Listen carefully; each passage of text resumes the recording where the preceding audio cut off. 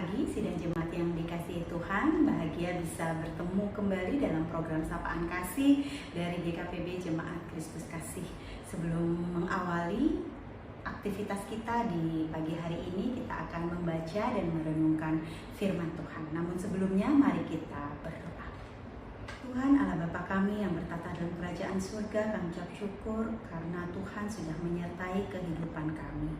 Dan saat ini ya Bapa, sebelum memulai aktivitas kami akan membaca dan merenungkan firman-Mu.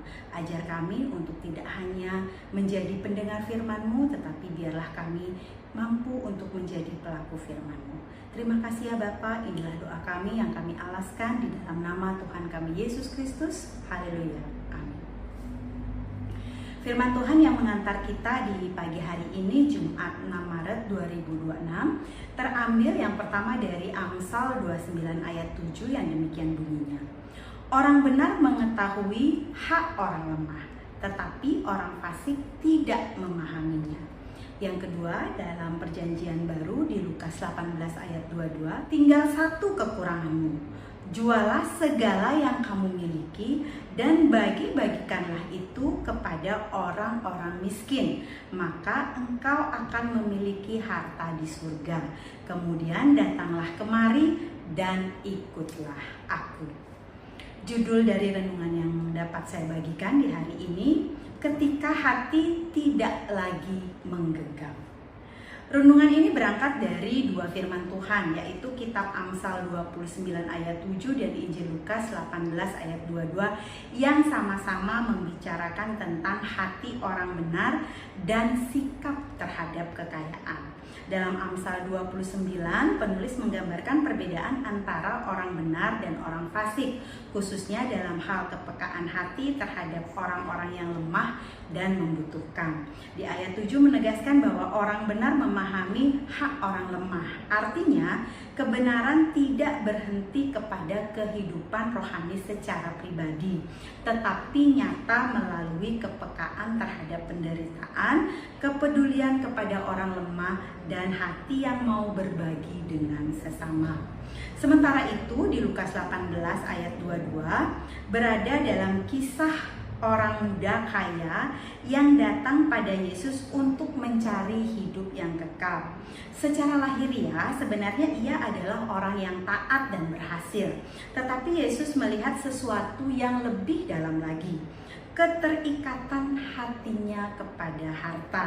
Ketika Yesus meminta menjual miliknya, membagikan kepada orang miskin lalu mengikut ia, Yesus sedang menekankan nilai kekekalan di atas kekayaan duniawi. Harta di surga menunjuk pada hidup yang berkenan kepada Allah, yaitu hidup yang menempatkan Tuhan sebagai prioritas utama dan bersedia mengikut Dia dengan menyerahkan diri. Kedua firman Tuhan menyoroti hal yang sama, yaitu hati. Amsal menunjukkan bahwa orang benar memiliki hati yang peka terhadap orang yang lemah. Sedangkan Lukas menunjukkan bahwa hati yang terikat pada harta dapat menghalangi seorang untuk sampai pada kepekaan itu dan untuk mengikut Yesus sepenuhnya. Dengan kata lain, persoalan bukan pada memiliki atau tidak memiliki, tetapi bagaimana hati memegang apa yang dimiliki. Hal ini dapat digambarkan seperti seorang anak kecil yang berjalan bersama ayahnya sambil memegang banyak mainan. Ketika ayahnya meminta ia memberikan satu kepada anak lain yang tidak punya, anak itu ragu dan memeluk semua mainannya lebih erat karena takut berkurang. Tangannya menjadi penuh dan kaku, sehingga tidak bisa menerima apapun lagi. Padahal sang ayah sebenarnya ingin memberikan hadiah yang lebih besar, tetapi tangannya tidak siap menerima karena semuanya sudah dipegang erat. Namun bayangkan, seandainya anak itu memilih untuk membuka tangannya. Ketika ia berani memberikan satu tangannya, maka tangannya tidak akan penuh lagi. Ia belajar percaya kepada ayahnya. Dalam tangan yang terbuka itulah ia siap menerima hadiah yang lebih besar yang sudah disiapkan ayahnya. Ia tidak kehilangan, justru mengalami bahwa memberi membuka ruang untuk menerima. Ilustrasi ini menolong kita melihat kehidupan rohani kita sendiri. Kita sering menggenggam harta, kenyamanan, dan rasa aman karena takut kehilangan. Tidak salah memiliki, tetapi ketika digenggam terlalu erat, hati menjadi sulit berbagi dan tidak peka terhadap orang yang lemah, seperti yang diingatkan dalam Amsal. Keterikatan ini juga membuat kita sulit untuk mengikut Yesus sepenuhnya, seperti yang terlihat dalam kisah orang muda yang kaya. Yesus tidak menetapkan aturan bahwa semua orang harus menjual seluruh kekayaannya, tetapi ia menguji hati siapa yang menjadi pusat hidupnya. Kiranya hari ini kita belajar untuk tidak menggenggam terlalu erat apa yang kita miliki, tetapi mempercayakan hidup kita sepenuhnya kepada Tuhan. Ketika kita berani membuka hati dan tangan, kita memberi ruang bagi Tuhan untuk bekerja lebih besar dalam kehidupan kita. Apa yang kita lepaskan di tangan Tuhan tidak akan pernah sia-sia, sebab Ia sanggup menggantikan dengan damai sejahtera, sukacita, dan berkat yang jauh lebih kekal. Amin. Kita akan mengamini hari ini dari firman Tuhan dengan menyanyikan PBA 65, Berikanku Hati.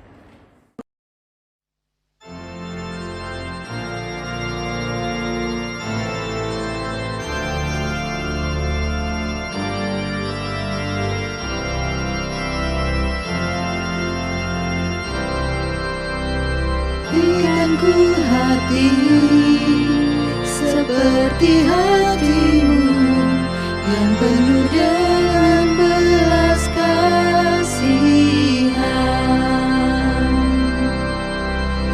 Berikanku mata seperti matamu memandang Tuhan yang di sekelilingku. Berikanku tanganmu untuk melakukan tugasmu. Berikanku kakimu melangkah dalam rencanamu. Berikanku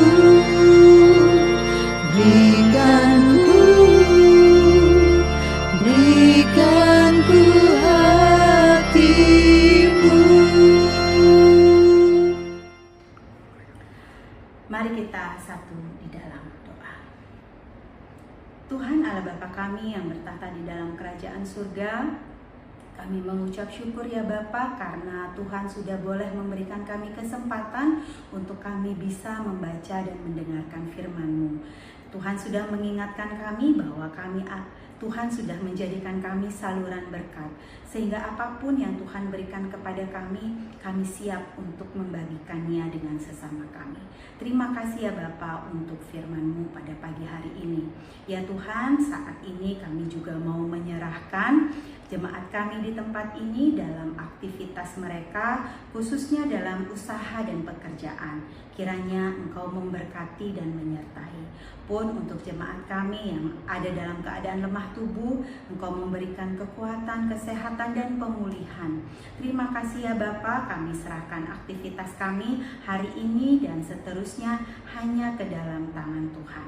Inilah doa kami yang jauh dari sempurna, yang kami alaskan hanya di dalam nama Tuhan kami Yesus Kristus. Haleluya. Amin. Selamat pagi, selamat beraktivitas. Tuhan memberkati.